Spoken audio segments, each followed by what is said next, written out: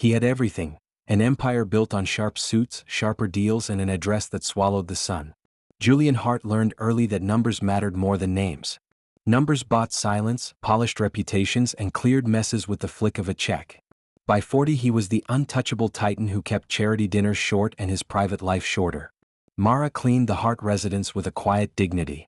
She arrived before the house woke, moved through rooms as if she belonged to their rhythm, and left them better than she'd found them.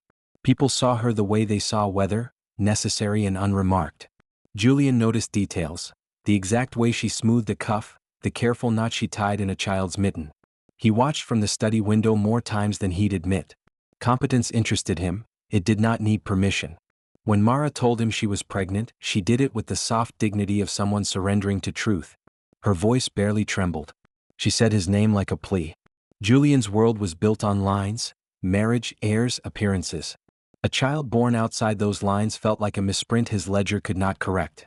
For a man who negotiated takeovers at breakfast, the news struck like a thing he had not budgeted. Distance followed, subtle at first. Hours reduced. Checks delayed. The household manager, efficient and discreet, smoothed the edges. Julian told himself he was protecting the family name. He told himself it was temporary.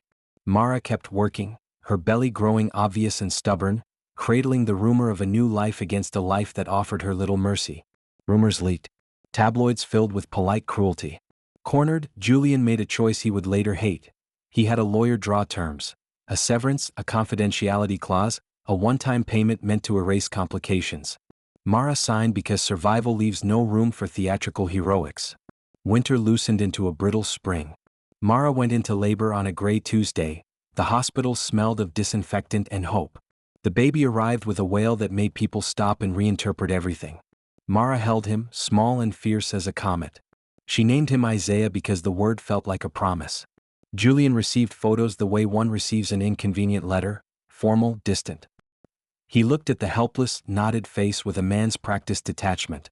He had rehearsed phrases to maintain the distance he preferred. But then his eye caught a small crescent-shaped birthmark behind the baby's left ear, a tiny mark the color of old coins. It arrested him. Memory is a strange machine. A small detail can reboot everything. He remembered a photograph of his mother, a black-and-white snapshot from Havana, where the same crescent rested near her ear. He had shoved the memory into a drawer after his father's funeral and left it there. Seeing the mark on the baby unlocked a corridor to a boyhood he had boxed away: a mother who laughed despite the storms, stories told by moonlight, and a superstition about the crescent meaning stubborn luck. Guilt arrived before reason. It rolled over him like a high tide, erasing the neat lines he had drawn. He had orchestrated distance with surgical precision and never calculated for resemblance or the human stubbornness of a small mark. Contracts and calculations meant nothing to a tiny hand that curled at a finger. He went to see Mara. He sat with her in the hospital room that smelled of antiseptic and new beginnings. She looked at him with the hard-won calm of someone who'd been betrayed by choices beyond their control. "You walked away," she said. "It was not a demand, just a fact." "I was afraid," Julian said. "I let fear make the decision for me. I am sorry." It was the beginning, clumsy, inelegant but true. They spoke of practicalities: paternity test, support, custody, but the important thing moved in smaller gestures.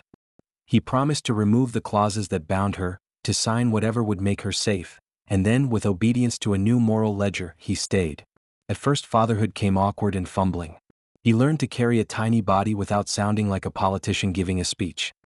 He learned to sit in the nursery for hours, to let the trivialities of a child's life clear the heavy fog that had been his default state. The house shifted around him. Rooms that had once measured guest lists now measured laughter and bedtime stories. Outside the compound gossip lingered. Tabloids do not forget easily. But their pages chased novelty and eventually moved on.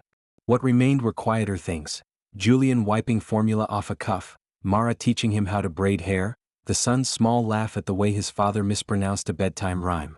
Mara watched cautiously. She had signed papers to survive. Trust was a separate building that took longer to erect. Yet she saw change not as a public relations rewrite but as the slow, honest accumulation of choices. A father showing up, an employer honoring his words, small acts repeated until they became habit. Isaiah grew into the house. He carried the crescent like a private punctuation mark who claimed no scandal and offered only identity. He took to books and questions and the comfort of corners where adults kept serious faces. He loved pockets and old maps and the way sunlight made dust dance in the study. Mara's months had been counted in shifts and small economies. She sewed extra hours into her days, learned to mend a frayed collar with a motion that suggested ritual, and found friends at the neighborhood clinic, women who understood the practical kindness of shared recipes, spare diapers, and late-night phone calls. They wrapped Isaiah's first sweater in careful hands, and when Julian later tried to buy the same pattern, the clerk smiled as if he had finally joined a language he had once been foreign to. The legal chapter remained an ugly bruise. Julian's signature on those early papers felt like an incision he could not suture with money. He had used contracts once to deflect responsibility, and the sight of his son's small mark made those contracts grotesque. When he finally asked his lawyer to undo what had been done, the man looked surprised and then relieved. Undoing was easier than building trust, but it was a start. Julian stumbled often. His apologies came clumsy and sometimes performative. Mara accepted some gestures and rebuffed others. She valued guarantees over grand statements. She asked for security and respect, and slowly she saw him try to meet those terms. He showed up for doctor visits, learned how to change a diaper with fumbling patience, and stayed through nights when the house held its breath. Small, repeated acts replaced the clean strokes of a single grand gesture. Neighbors who had once gossiped saw the change in increments. Once, confronted by a woman who whispered old slanders, Julian walked across the street and offered help without fanfare. A month of groceries for her family, an honest job offer, a tutor for her son. He did not trumpet the act. He did it because the person needed it, and that act, more than any press release, began to settle something in the community. Isaiah's childhood was not gilded. It was ordinary, with the added complexity of a last name that occasionally opened doors. He scraped his knee like every other child, argued about homework, fell asleep at his father's feet with a comic book on his chest. He asked uncomfortable questions. About fairness, about why some people are treated differently, and Julian answered with the clumsy honesty that fathers learn to practice. He told Isaiah about mistakes and asked him to help his father do better. When Isaiah entered high school, he became a small public face in Julian's company's outreach programs. He was awkward at the podium but fierce in his conviction about libraries and after-school programs. Julian watched him speak and felt, not the old calculation of returns, but the simple swell of pride. He wrote a memo one morning not to improve stock prices but to increase funding for community tutoring. It was his quiet revolution. Mara and Julian never became a perfect couple. They built instead a complicated companionship based on accountability and the hard labor of trust. She taught Isaiah the value of dignity. He taught him that adults fail but can repair. Isaiah watched both examples and learned that people can hold pain and love in the same hand. Years later, at a modest event for a nonprofit Isaiah supported, the guest list was small and sincere. A woman stood and spoke about the child-run literacy program that had changed her son's trajectory. Her voice wavered with gratitude that had nothing to do with tabloids. Julian felt redemption because a life had been altered by care. That evening, tracing the crescent, he understood that presence and the daily work of repair mattered. Be here.